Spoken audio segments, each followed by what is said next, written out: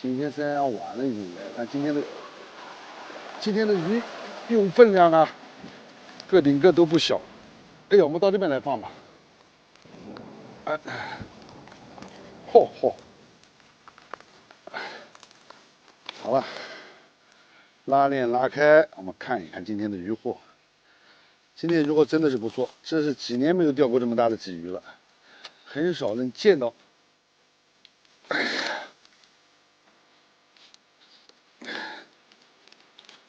你看，这就在草里面钓的，就金黄色的，跟在藕塘里面钓的就不一样。哼，你看我的手多大，看到吧？好了，走吧。每年之中，时间持续最长的一趟旅程，将整个暑期的炎热囊括其中。从边疆返程后，温度的逐渐回落，不禁增添了几分萧瑟。从热火朝天的出行，转而伴着秋风回到了家乡。也许只有一亩方塘，能让不羁的心再度安定下来。对，这个天要钓前滩，还是钓前滩。但那天不行，我们有一次出去啊，风大了不行，风大了我们钓的深水、浅水啊就钓不了啊。是还是从这走啊？这差不多嘞，还往前走啊？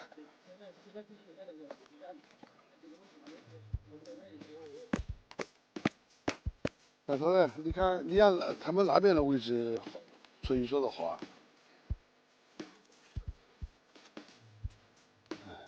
哦吼，这些芦苇大嘛。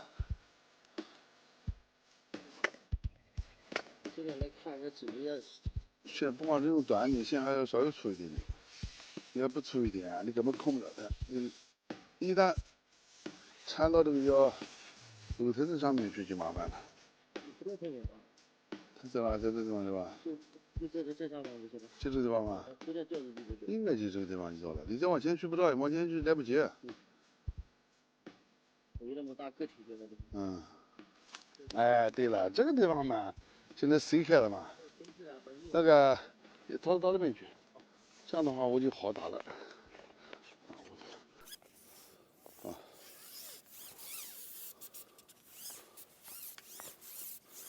哎呀，全是人家挂的线，你看到了吧？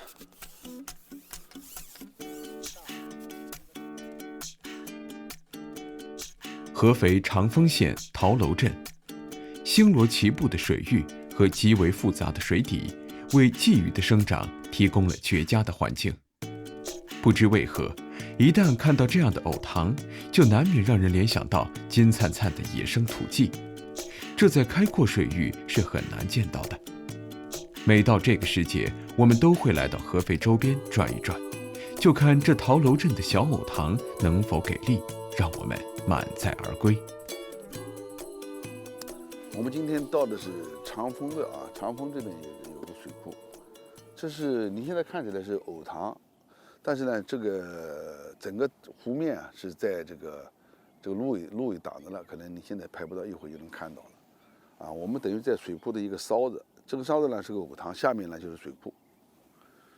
水库的面积很大，但是呢，这个季节的鱼啊，你看上面我们来的时候看到进水了，而且这个鱼啊都是往浅水，往这有障碍物的地方啊，往有草的地方，往这个有这个新水过来的地方。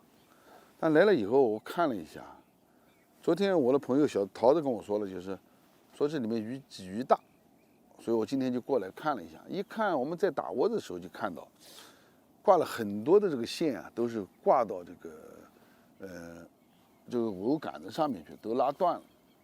所以我现在呢重新放线了。我们以前的浮漂你能看到，这浮子啊那都是长的，因为我们钓得远嘛，长竿嘛，都10几米长的竿子啊，都是长的啊，都是大的。如果钓到13米、14米远的时候，可能我们要用这么大的浮漂了，要不然的话可能会看不清。所以今天我就改成小的了，可能有的钓友看怪怪的，这么小你能看见吗？这么小我们不钓那么远了，因为在这个藕塘子里面没办法钓那么远，所以呢，我一会儿准备绑一个2号吧，绑个2号的大钳，一直我们以来都是用到0.8，最多1号，有时候0.6、0.4，用的线很细。今天我们可能线要用粗一点了，要不然你没有办法去控这个鱼。钩子也不行了，钩子像我们平时用的那种溪流钩啊，这种溪流钩也用不了了。这种溪流钩的钩条特别的细，如果是这么大的鲫鱼的话呢，你要控不了它的，一个是钩门容易直，还有一个呢，它容易缠到这个藕的这个藕干子上面。所以我呢，今天用的是伊士利的粉刺。为什么用粉刺的钩子呢？粉刺呢，它的钩子是钩尖是开过槽的，钩尖开过槽，而且是钩尖特别锋利，这是开过槽。这个杆子我都要换了。我们平时用的这个虎库棉啊，我可能觉得它都要软了一点。我刚才找了一只战旗棉明显的要比它要硬。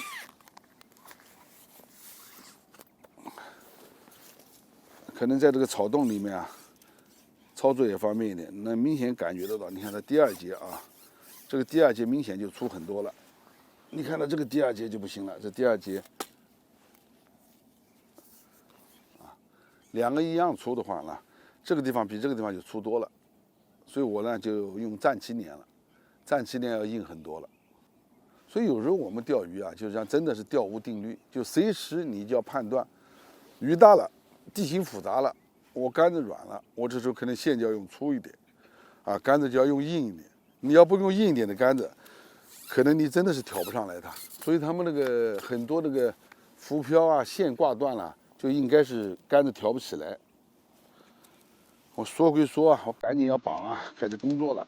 哎呀，这一带常常是钓友扎堆的钓场，加之没什么水流，窝子的保持性非常高。大毛老师也没有刻意寻求窝量的大小，正常开钓，相信能有不错的回馈。走钓的好处在于哪有动静就往哪去，先观察再下竿，这让垂钓的效率空前的高涨。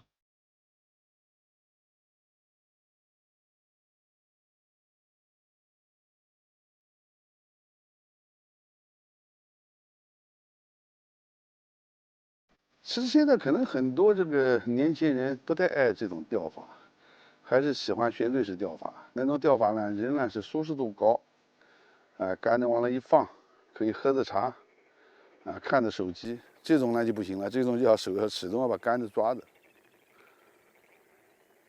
它每一种钓法吧，钓无定律嘛。这种钓法最适合的就是这种钓法，藕塘啊、草洞啊、浅水啊，就特别浅的，30公分、40公分的浅水，有点草。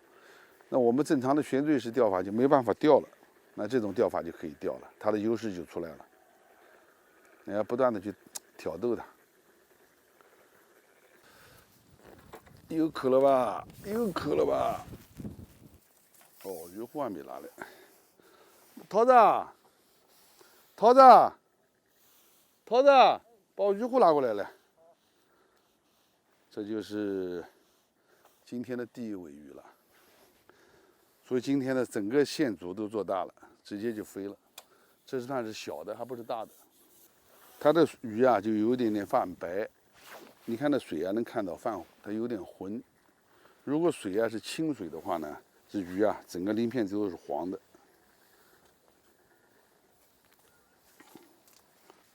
就把它放，就放在这里行了。那就放着，到最后一起放。第一尾来得如此高效，看来藕塘里的天然窝点不需要太多的人为干涉，顺其自然就好。不断的逗漂，引诱鱼儿上钩。第2尾没几分钟也咬上了钩来。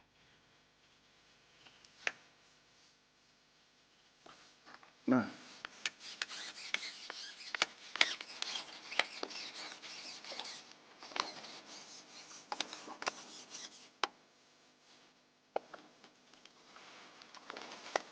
这条鲫鱼就还行啊，这条鲫鱼还行啊。这德战鲫鱼漂亮，这个就是土鸡，但是呢，它颜色啊是跟哪个呢？跟那个叫清水的不一样，清水发白，这种呢就发黄，啊，宽宽的这个地方。好，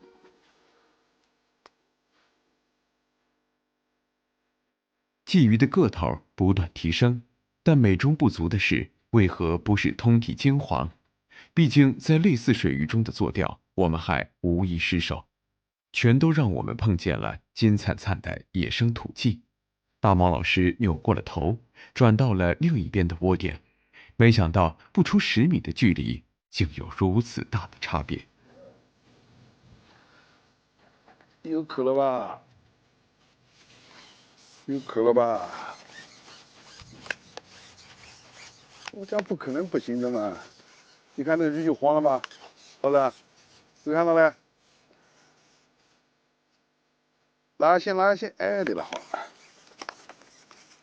你看，这个可漂亮了，啊，这个漂亮了吧？这就通黄的了，啊，这个水质不一样了，在草里的水质不一样了。这个草啊是净化水的，你看这水啊清一点，鱼开始马上就黄了。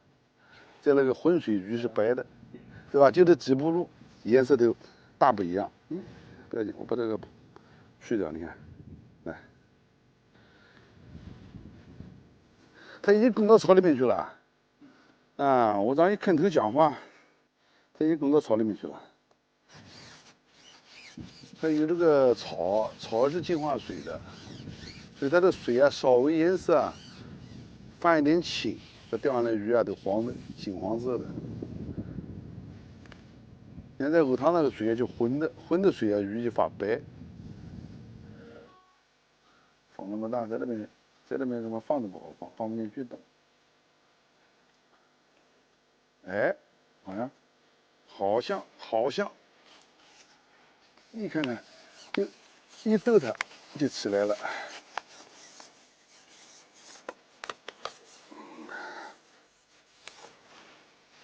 真的是不方便的。哎呦，哇！再收掉一截，别动，再收掉一截就行了。再收掉一截就行了。哎呀，就是我这多少年没钓到这么大的了。这小的时候经常在藕塘里面，在那个革命草里面钓的时候，这种鱼，那特别有特点。你看在藕塘里面水稍微浑一点的地方，它都是发白，在草里面的这个鱼啊，颜色它就发金黄了。所以它这个藕塘里面啊很怪，有的它那个藕塘，我刚才挂了几根线了，它这个藕杆子有的在底下看不见，有时候看那个阴影能看到。但是我们尽量找呢，就是有一点草，它草底下藕啊长得适当上会少一点，稍微面积要大一点的地方，要不然的话你看着上面很光，但是底下有根子。我刚才那个就被挂了。哎呀，它这个反光不太好看。但今天的鱼口啊特别轻，真的是特别轻。但是好就好在，这里面小鱼少，小鱼要多就麻烦了。小鱼少，我们这种挂蚯蚓方法直的挂也没事。你要小鱼多了，那真的是特别容易挂缠线了。这个主线啊，一不小心就能缠上。那现在这样挂就可以了。反正传统钓，讲来讲去就是挑起来以后放下去的时候啊，它浮漂就顶起来了，就没到位了。每次放都能下去，刚才放就下不去了，就证明它吃了。你要如果不动的话，它很可能不吃。我一会儿看吧，到中午差不多要停口。停口的时候看，如果真要是草洞里面有这种鱼啊在吃的话呢，我们就不要用漂了，主线短一点，直接带钩的，在洞里面钓它，在草洞里面去钓。上场即巅峰，藕塘似乎到处都是窝点，没有给我们喘息的机会。接二连三出水的渔获，不仅彰显了传统钓的魅力，也显示出了这一亩方塘孕育了多么优渥的资源。窝点的鱼儿在不断的打搅下，也逐渐开始出现停口。稍补下一点窝料，给受惊的鱼儿一些时间吧。我们刚才这个窝子啊，出了3条鱼，但是呢，刚才跑了1条鱼。有时候跑完鱼以后啊，而且尤其到中午了，这个鱼啊，我们还是需要补一点窝子。我们正常打一罐子呢，补窝子呢，最多补1/3罐就可以了。啊，补窝子一定要少。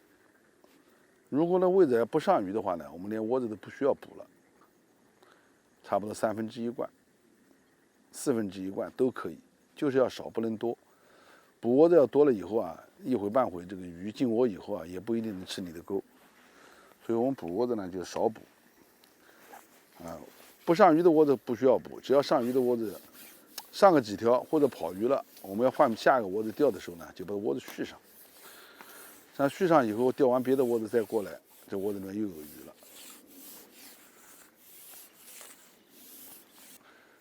你看到的，那就我现在拉到这个位置，你看到了，这方都是漂，看到了吧？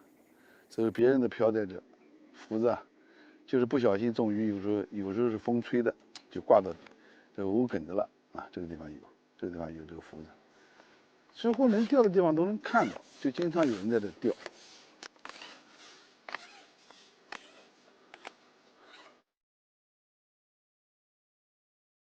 说热就热呀，我们再钓一会儿。如果真的要停口不好钓了，我就回去找了草洞去找一下，看看钓到草洞看怎么样啊。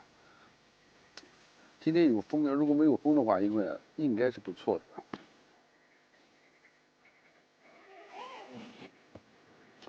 逐渐开始起风了，对垂钓来说不算好消息，人难受了一些，但水下的鱼儿并没有对我们说不。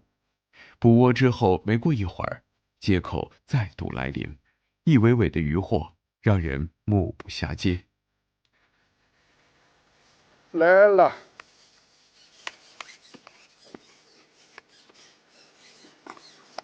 就顶着一点点就来了。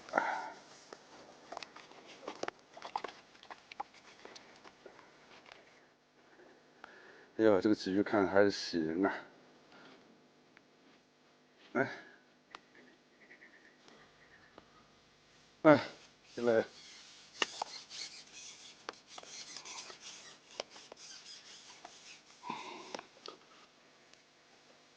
对，干干净净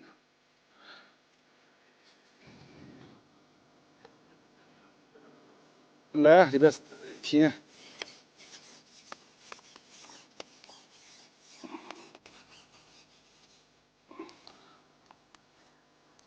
你看这条鲫鱼就大了，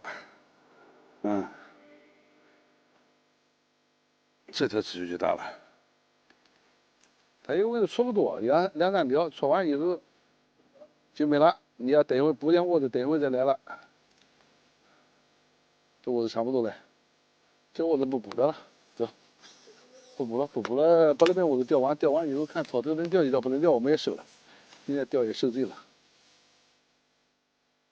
每收获个2、3尾，就转而换到另一个窝点。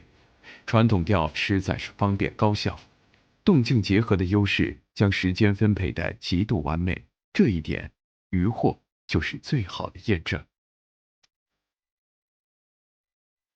来，不招，谁讲不招了？谁讲不招了？不招了，不招了。我这个完全是靠手感逗的，你要不逗它，这个鱼根本就不会动的，一口都不会咬的。宣高头嘛，你要不逗它，根本就一口都看不到。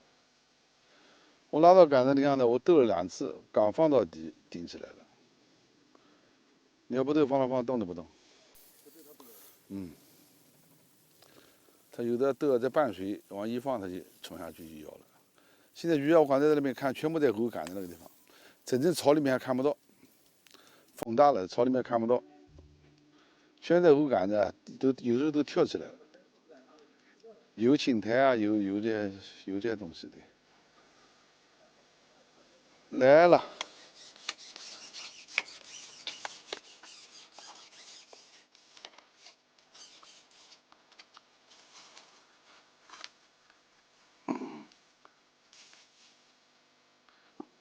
我刚才过去看了一下，这个鱼啊，都在藕杆子上面，在中间够不到。全浮起来了。那要能够到的话就漂亮了。哎呀，好好，好好。哎呀，这越不好钓，风也大，就又挂了。你看看，这还不知道能不能拽掉来，拽拽看吧。哎呦，就是直拽嘛。啊，线掉了。你看，我要来了在这地方就看了很多线，就是不小心的话呢，就容易这样。哎，现在啊，到这个时间，这个鱼啊，确实也不好钓了。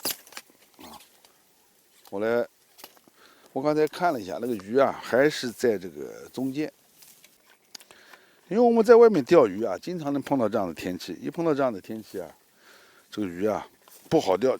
怎么不好钓呢？就是早晨一大早钓完以后，这个鱼啊就钓不了了。整个天这个一热，整个鱼就浮头了。一浮头，这个鱼啊几乎就不怎么开口。碰到这样的情况呢，我们有一种方法呢，就是直接用短线，不用漂，直接钓草洞就可以钓它。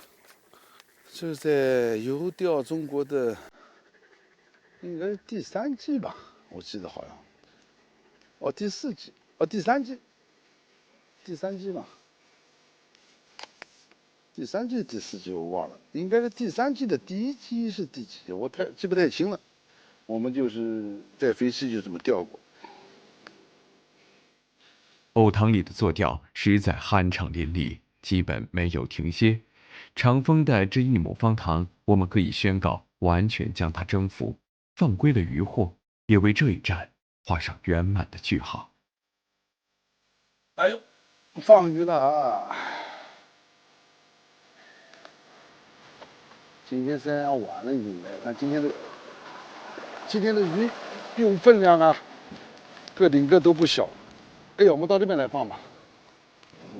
哎，嚯，好了，拉链拉开，我们看一看今天的渔获。今天渔获真的是不错，这是几年没有钓过这么大的鲫鱼了，很少能见到。哎呀，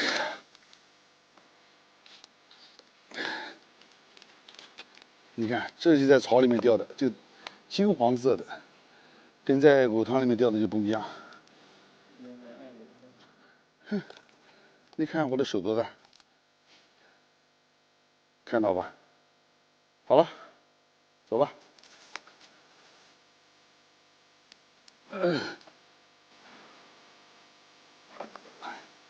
啊，嗯，好，回去吧。他还不走哎，走吧，走吧，走吧。哎呀，哎呀，今天这鱼钓没有了。哎，好了，收吧。